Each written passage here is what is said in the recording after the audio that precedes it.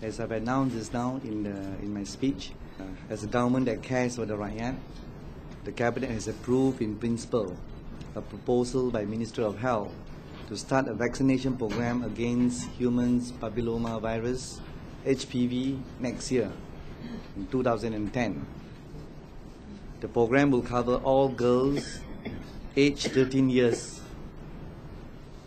old, and expected to cost the government 150 million annually. An estimated of 300,000 girls is expected to be vaccinated each year, and this will protect most of them from cervical cancer. The HPV vaccine is reported to be 98% effective in protecting against HPV types 16 and 18. Because HPV, there are many types. We have type 11, type 16, type 18. But this particular vaccination will be effective for type 16 and type 18. According to WHO, this vaccination will reduce the incidence of cervical cancer by at least 70%. The vaccination is already available in the private sector now. Actually, the CRSM today also give vaccination, but it's quite costly. In the market, it costs about 1,200 ringgit for 3 doses. Several countries like Italy, Australia, France, and Taiwan have already started this vaccination program, generally for girls between 11 and 14 years of age before they have any sexual exposure. According to a study by UKM back in 2007, it will cost the government 382 million annually to treat all cervical cancer patients in the country. So treating them costs government a lot. So the government think that it's better to prevent than cure. So that's why to cure them costs 382 million.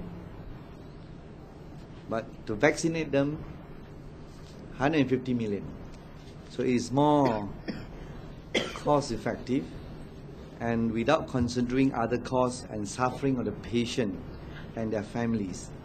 So this is actually, if we can prevent, that will be better. That we can save all the suffering and the problem to the people. We will continue to negotiate with the vaccine providers. If the government take up the vaccination program by next year, so we also hope that the market vaccination program, the price can be reduced from 1,002 further down. We have to negotiate. We have to negotiate with all the vaccine providers so that the public can get a cheaper vaccine. So this is what we plan to do. So because the government go in a mass scale, so we also hope that the vaccine prices will go down drastically. We hope we can negotiate and brought down to 500 ringgit per person based on the economy of scale, because we have the economy of scale if we go for the mass vaccination. It's important for Malaysian women to go for regular pap smear screening so that the disease can be picked up early for effective treatment. Early treatment will result in a better survival. As I've said in my speech also just now, unfortunately, the survey conducted back in 2006 revealed that only 43.3% of our women aged above 18 had a pap smear done.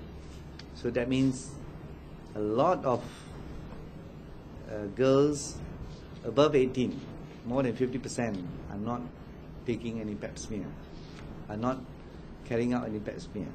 The Penang Cancer Registry in 2003 reported that 70% of our cervical cancer patients came from late treatment. But most of the cancer came from late treatment. They got infected and they come to us late. We'll continue with our pap smear screening program. As I've said, even with vaccination, the pap smear screening program should go on, because you can prevent HPV 16 and 18, but you might not be able to prevent all. There are many types of HPV, so you can prevent certain type, but most of the type in Malaysia is 16 and 18, HPV 16 and 18. Pap smear screening program should continue. They are both important strategies against cervical cancer. The HPV vaccination program will prevent the cancer, while the pap smear screening program will detect cases early for treatment.